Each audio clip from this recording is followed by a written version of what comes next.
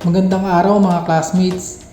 Dahil sa request ng iba nating mga classmates, ang tatalakayin natin ngayon ay ang bike shop business. Alam naman natin na kahit saan tayo pumunta ay halos makakakita tayo ng grupo ng mga nagbabike. Talagang naging isang hobby na ang pagbabike at kung minsan pa nga ay may mga bike competition pa. Pero bago natin simulan ang ating klase ngayon, kung hindi ka pa nakasubscribe sa ating channel ay pakiclick naman ng like and subscribe button at i-click mo na din ang notification bell para ma-update ka sa mga bago nating video. Madalas ay nag-upload tayo ng video dito tungkol sa negosyo o mga libro ng successful na tao na maaaring makatulong sa atin sa pag-abot ng ating mga pangarap at sa pagtatayo ng ating negosyo. Okay, simulan na natin ang ating klase ngayon. Kung ating iisipin, madali lang ang pagtatayo ng isang bike shop business o karaniwan na tinatawag na bike shop. Ang maganda pa dito ay hindi pa masyadong madami ang nagninegosyo ng katulad nito at halos yung ibang bayan ay wala pa silang bike shop. Pero bago tayo magtayo ng sarili nating bike shop, may mga importanteng bagay tayong dapat isaalang-alang para maging maganda ang takbo ng ating negosyo. Okay, disclaimer lang mga classmates. Hindi ko sinasabi na kapag sinunod natin ang mga payo dito ay magiging successful na agad ang ating itatayong negosyo. Ngunit base sa aking mga kaibigang negosyante at nagtayo ng katulad nitong negosyo ay naging maunlad ang kanilang itinayo at magpahanggang sa ngayon ay maganda ang takbo nito. Yun nga lang nakakaranas din sila ng pagtumal ng mga benta, ngunit hindi sila tumitigil kundi patuloy sila sa kanilang goal. Bago tayo magtayo ng ganitong negosyo, maaari nating sundin ang mga sumusunod. Una, gumawa ng market analysis.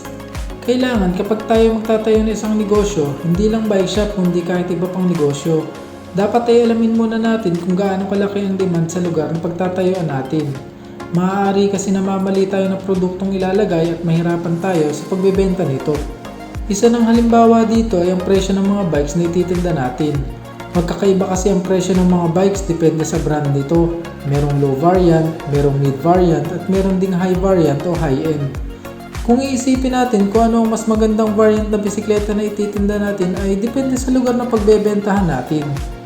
Kung ang target na lugar natin ang pagbebentahan o pagtatayo ng ating shop ay kakaunti pa lang o halos walang nagbibisikleta, napakagandang opportunity nito dahil maaaring ikaw mismo magpakilala sa kanila na maganda sa kalusugan ng pagbibisikleta. Ang variant na magandang ibenta sa mga ganitong lugar ay mga low-end o low variant na bisikleta. Pwede mo haluan ng konting mid variant at mas maganda na wag na lang muna maglagay ng high-end or high variant hanggat hindi pa maganda ang takbo ng shop.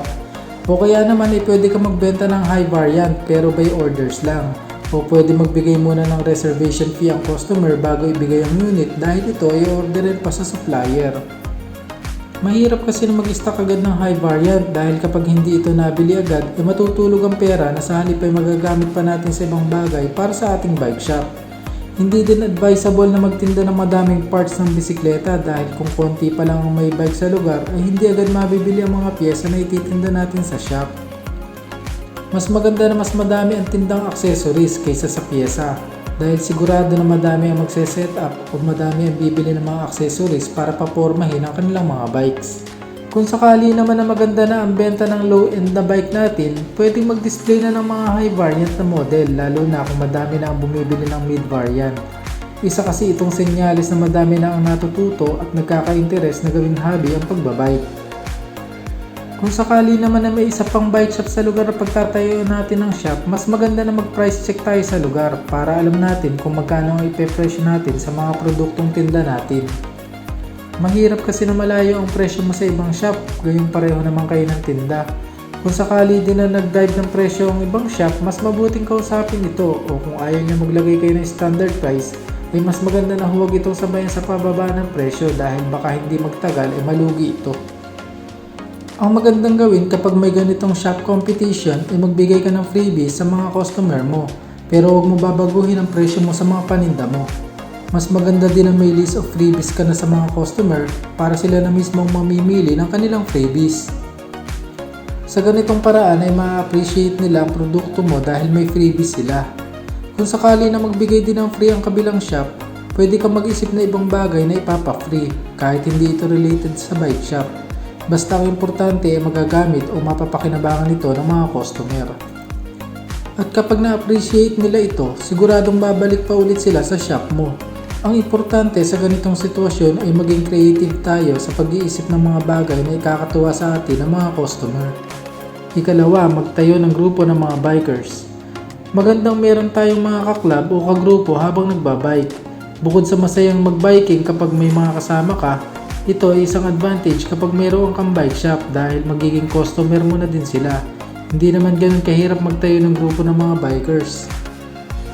Kung may alam tayong grupo na pwedeng salihan ay maaari tayong sumali na lang dito.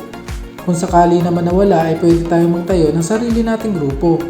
Isa pang magandang idea kapag meron tayong grupo ng bikers ay bigyan sila ng discount kapag sila ay bibili sa ating bike shop. Sa ganitong paraan ay mahihikayat silang sumali sa grupo mo at syempre siguradong sa'yo na sila bibili dahil sa bikers group mo. Maganda din na maglagay ng mga officers ng club at syempre magkakaroon ng mga activities para naman maging masaya sa club. Pwedeng magkaroon ng bike competition o kaya naman ay bike for a cause na ang kikitain na entrance fee ay pwedeng i-donate sa mga nangangailangan. Ito ay magiging depende na sa officers ng club kung ano ang mapagkakasunduan ng bawat isa. Ang importante ay masaya ang bawat isa sa club.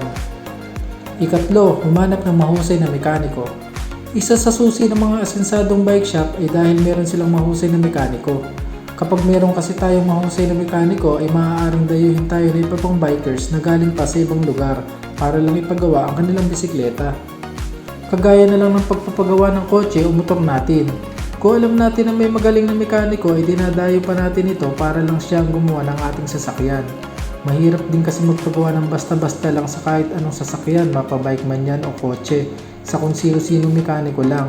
Dahil maaari tayong maaksidente kapag hindi ito marunong o pinag-aaralan lang niya ang kanyang ginagawa.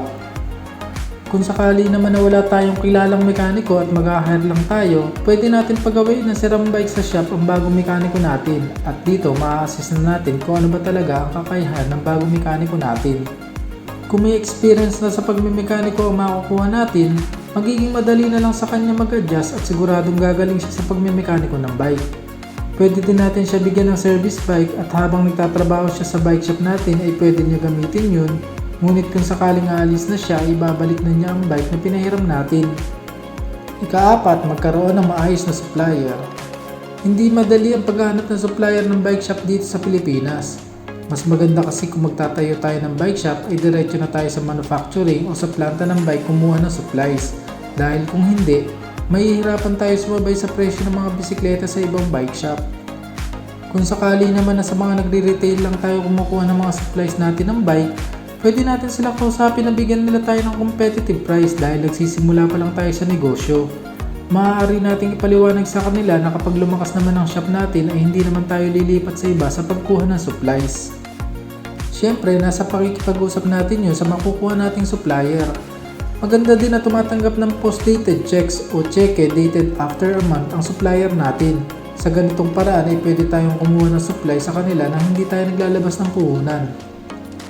Pero syempre, ang disadvantage naman ito ay kailangan maibenta natin ang mga supplies na kinuha natin para may pambayad tayo sa cheque. Mahirap din kasi na magkaroon ng bouncing checks at possible na mag-close ang checking account natin at ito ay hindi makakabuti sa imahe natin sa ating bangko. Ano mga classmates, may natutunan ba tayo sa klase natin ngayon kung paano ang pagtatayo ng sarili nating bike shop?